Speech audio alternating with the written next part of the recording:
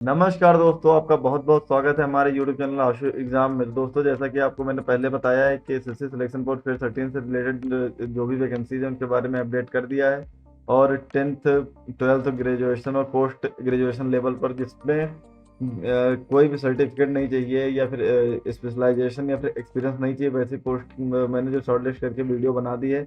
और उसकी पीडीएफ मैंने अपने टेलीग्राम चैनल और व्हाट्सएप कम्युनिटी में पोस्ट कर दिए, तो इसलिए आप व्हाट्सएप कम्युनिटी और टेलीग्राम चैनल को जरूर जो है फॉलो कर लीजिए और हमारे चैनल को सब्सक्राइब कर लीजिए सबसे लेटेस्ट अपडेट पाने के लिए। तो दोस्तों, अगर आपने अभी तक फॉर्म नहीं भरा या फिर कंफ्यूजन है कि मैं किस पोस्ट के लिए एलिजिबल हूँ, किस पोस्ट के लिए एलिजिबल नहीं हूँ, तो आप अपने आप जो है नीचे कमेंट में अपना क्वालिफिकेशन, जो हाईएस्ट क्वालिफिकेशन है या फिर कोई सर्टिफिकेट है या फिर डिप्लोमा है, वो नीचे लिख सकते हैं। और किस सब्जेक्ट से जो है ग्रेजुएशन या पोस्ट ग्रेजुएशन किया है, नीचे लिख दीजिए, जिससे मैं आपको आसानी से उन वैकेंसीज के बारे में बता सकूँ। दोस्तों, बहुत लोगों ने कमेंट किया और सबका मैंने रिप्लाई लगभग किया है। ठीक है दोस्तों, तो बहुत सारे बच्चों की क्वेरी आ रही थी कि सिलेक्शन पोस्ट की तैयारी कैसे करें। तो दोस्तों, सबसे पहले मैं आपको वीडियो ज़्यादा लंबी नहीं होगी, मैं अभी जल्दी जो है सारी बातें आपको बता देता हूँ बहुत शॉर्ट फॉर्म में, क्योंकि मैंने सिलेक्शन पोस्ट 3-4 बार मैंने क्लियर किया है और अच्छे मार्क्स से क्लियर किया है। इवन जो सिलेक्शन पोस्ट पेज 12 था उसमें मेरे 173 मार्क्स के आसपास, 174 मार्क्स के आसपास हैं, क्योंकि मैंने कई सारी पोस्ट जो है मैं क्वालिफाई की है डीवी के लिए। ठीक है, तो इसलिए मुझ पर दोस्तों विश्वास कर सकते हैं। तो चलते हैं दोस्तों, सिलेक्शन पोस्ट क्या है। दोस्तों, सिलेक्शन पोस्ट में क्या होता है, ग्रुप सी और ग्रुप बी की जो है नॉन रजिस्टर्ड पोस्ट जो है आती हैं और इसके थ्रू भरी जाती हैं। ठीक है, अब इसमें एलिजिबिलिटी क्राइटेरिया क्या है दोस्तों, 10th 12th और graduation, sometime post graduation level की पोस्टें आती हैं। ऑनलाइन एप्लीकेशन होता है दोस्तों, इसमें रिटन एग्जाम होता है और डॉक्यूमेंट वेरिफिकेशन होता है। और तीसरा जो चरण होता है वो टाइपिंग भी होता है किसी किसी पोस्ट में। ठीक है, इसमें कोई इंटरव्यू नहीं होता है, पहली चीज। अभी इसका जो सेक्शन है कि किस सेक्शन से कितने क्वेश्चन आते हैं, 4 सब्जेक्ट मेनली पूछे जाते हैं, रीजनिंग, मैथ, जीएस और इंग्लिश। तो उसमें दोस्तों 25-25 क्वेश्चन सब में आता है और 25 क्वेश्चन 50 मार्क्स के होते हैं, 1 घंटे का पेपर होता है। ठीक है, यानी 100 क्वेश्चन 200 मार्क्स 1 घंटे में आपको करना रहता है। और निगेटिव मार्किंग कितनी होती है दोस्तों, 0.5। ठीक है, तो अगर कोई बच्चा एसएससी की तैयारी करता है तो सीजीएल का एग्ज़ाम जरूर जो है फॉर्म भरता है और देता है। तो सीजीएल का जो प्री लेवल का एग्ज़ाम होता है वही होता है सिलेक्शन पोस्ट सिलेक्शन पोस्ट का एग्ज़ाम होता है ग्रेजुएट लेवल का। इसमें 10th लेवल का भी आता है, 12th लेवल का भी आता है। तो 10th लेवल का आप एमटीएस लेवल का मान लीजिए, 12th लेवल का 10+2 लेवल का मान लीजिए। ठीक है, अब इसमें दोस्तों चलते हैं आगे। सब्जेक्ट वाइज टिप्स, मतलब कि सब्जेक्ट वाइज आप कैसे पढ़े। दोस्तों, रीजनिंग के टॉपिक आपको क्लियर है दोस्तों, ये कुछ मुख्य टॉपिक हैं। कोडिंग डिकोडिंग जिसमें दोस्तों बहुत ज़्यादा आता है, कम से कम 4-5 क्वेश्चन आपको कोडिंग डिकोडिंग मिल जाएंगे, 2 क्वेश्चन जो है सिलोजिज्म के मिल जाएंगे, ब्लड रिलेशन भी आता है। दोस्तों, उसके लिए आपको कुछ नहीं करना है, 5 साल का प्रीवियस ईयर पेपर कर लीजिए, बहुत आराम से आपका सिलेक्शन हो जाएगा। आप कम से कम कुछ 45 प्लस आपके मार्क्स पक्के हो जाएंगे। ठीक है, और यूट्यूब वीडियो सिर्फ टॉपिक वाइज, मतलब मान लीजिए आपको सीरीज में प्रॉब्लम होती है तो सीरीज लिखिए, उस पर रीजनिंग सीरीज जो भी वीडियो टॉप 5 में आए उसको देख लीजिए, आपकी सीरीज जो है सही हो जाएगी, आप क्वेश्चन बहुत आसानी से कर पाएंगे। फोकस दोस्तों करते हैं जनरल अवेयरनेस पर। जनरल अवेयरनेस एक ऐसा सेक्शन है दोस्तों जिसके 25 प्लस मार्क्स आ जाते हैं दोस्तों, काफ़ी ज़्यादा अच्छे मार्क्स होते हैं। और 30 प्लस लाना काफ़ी मुश्किल होता है। उसके लिए दोस्तों स्टैटिक जीके लूसेंट सिंपल ले सकते हैं दोस्तों। ठीक है, और सबसे इम्पोर्टेंट दोस्तों क्या होता है, प्रीवियस ईयर क्वेश्चन ही होता है। आप प्रीवियस ईयर क्वेश्चन कर डालिए दोस्तों, 5 साल के कर डालिए, मैं गारंटी के साथ कहता हूँ 30 प्लस आपके जीएस में कहीं नहीं गए, 30 प्लस आ जाएंगे। और डेली करंट अफेयर के लिए आप रिलायबल सोर्स जो भी है वो पढ़ सकते हैं, डेली पढ़ सकते हैं या फिर मंथली पढ़िए, कोई इसमें दिक्कत नहीं है। 6 महीने का लास्ट का पढ़ लीजिए, तो उसमें से जो भी क्वेश्चन 3-4 क्वेश्चन आते हैं वो आपका हो जाएगा। क्वांट की बात करें दोस्तों, क्वांट बहुत इम्पोर्टेंट रोल प्ले करता है।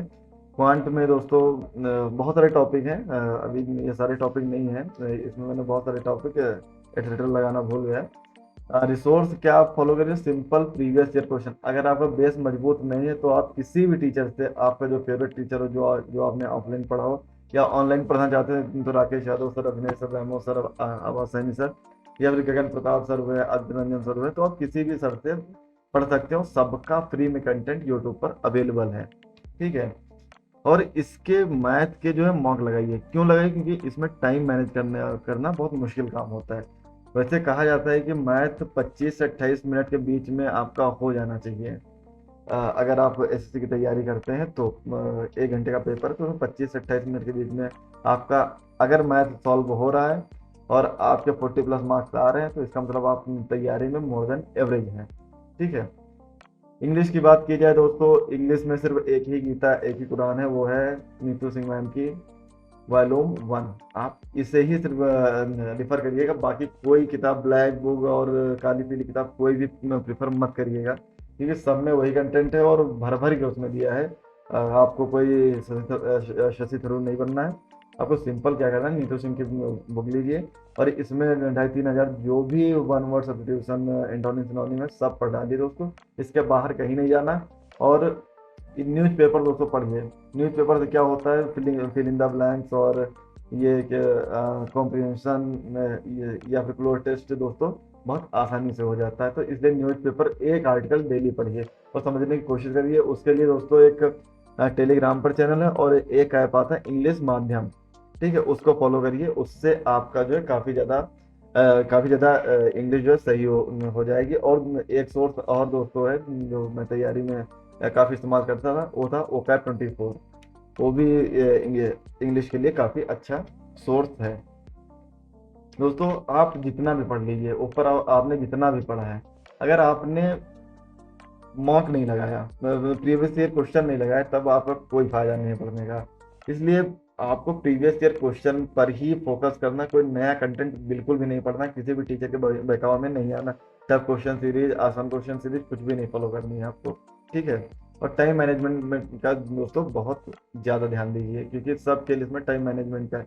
आप सीरियल के फ्री के तरीके का पेपर जरूर होता है, लेकिन उस इसमें दोस्तों कई बार खेला कर देता है, इसीलिए इसकी कट ऑफ दोस्तों कम जाती है। मॉक टेस्ट, मॉक टेस्ट दोस्तों मैं बता रहा हूँ, अगर आपका पेपर 1-2 महीने में है तो अभी से मॉक टेस्ट लगाना शुरू कर दीजिए। कम से कम 30 मॉक लगाइए और उसका विधिवत एनालिसिस करिए, और जो भी टफ क्वेश्चन लगे उसे दोस्तों नोट करिए और जो है उसको टाइम टू टाइम रिवाइज करते रहिए, ठीक है। और इसे मॉक मॉक टेस्ट जो है जरूर दीजिएगा। टेक्स्ट बुक का दे सकते हैं और ओलिव बोर्ड का भी दे सकते हैं दोस्तों। टेक्स्ट बुक ज़्यादा लोग देते हैं और ओलिव बोर्ड भी अच्छा है। बाकी अब तो बहुत सारे टीचर्स ने अपना खुद लॉन्च किया है, तो वहाँ पर भी जाकर दे सकते हैं, ठीक है। अब दोस्तों सब कुछ ठीक है। अब आपने किस पोस्ट के लिए भरा है, ये भी एक बहुत ज़्यादा इंपॉर्टेंट है। मान लीजिए आपने यूडीएससी, एलडीसी या क्लर्क के लिए भरा है, तो उसमें टाइपिंग टेस्ट भी होती है। तो इसलिए अगर आप बिगिनर हैं दोस्तों, तो टाइपिंग टेस्ट जो है गेम की तरीके से देना शुरू कर दीजिए, जिससे जो है आपकी टाइपिंग टेस्ट जो है इम्प्रूव हो जाए। ऑनलाइन दोस्तों आपको ऑनलाइन टाइपिंग करके जो है सॉफ्टवेयर है या फिर साइट है, उस पर जाकर डेली करेंगे तो आपकी टाइपिंग बहुत आसानी से इम्प्रूव हो जाएगी। 35 वर्ड पर मिनट लिया जाता है, ठीक है। फाइनल टिप्स दोस्तों क्या है कि दोस्तों जीएस को निगलेक्ट मत करिए, क्योंकि आपका सिलेक्शन जीएस के ऊपर बेस होता है, ठीक है। जिसमें जनरल क्वालिफिकेशन पूछा गया था, सिंपल बीएससी, अगर सिंपल बीएससी पूछा गया तो उसमें दोस्तों जनरल अवेयरनेस काफ़ी इंपॉर्टेंट हो जाता है। जनरल अवेयरनेस पहले ही मत उठा के बैठ जाइएगा। अगर आपके तीनों सेक्शन मजबूत हैं तभी जनरल अवेयरनेस जो है पढ़ा करिए, मतलब पढ़िए।